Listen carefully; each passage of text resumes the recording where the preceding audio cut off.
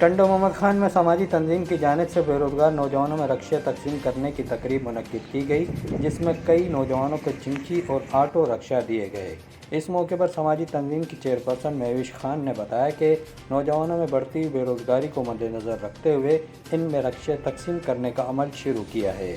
یہ ایک پروجیکٹ ہے راہ منزل کا روزگار پروجیکٹ، جو ہم پچھلے 2 سال سے اس پروجیکٹ کو چلا رہے ہیں، جس میں ہمارا جو مقصد ہے جو بے روزگار لوگ ہیں ان کو روزگار دینا۔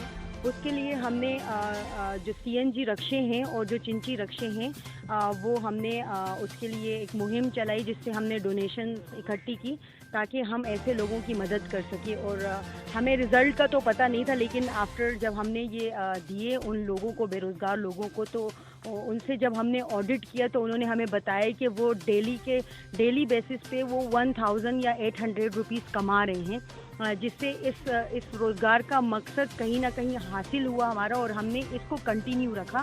ابھی ہم 4 رکشے خرید چکے ہیں، جس میں ایک CNG ہے اور 3 چنچی رکشے ہیں۔ اس کے ساتھ ہم 3 اور خرید چکے ہیں جو کہ تیار ہو رہے ہیں، کیونکہ ہم اس سے اپنا لوگو پٹ کرتے ہیں تاکہ ہماری آئیڈینٹی بھی شو ہو، اور that's what our project is, اور اس کو ہم آگے چلاتے رہیں گے انشاءاللہ۔ رکشہ حاصل کرنے والے نوجوان کا کہنا تھا کہ بے روزگاری کی وجہ سے ان کا خاندان فاقہ کشی کا شکار تھا۔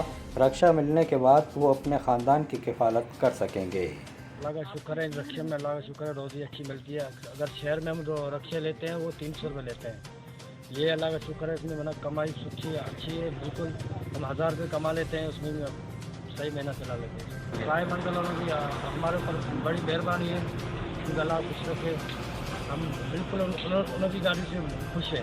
اس موقع پر UC ٹنڈو سائنسدان کے سابق چیئرمین پیر احمد سعید جان سرندی اور دیگر نے بے روزگار نوجوانوں میں رکشے تقسیم کیے۔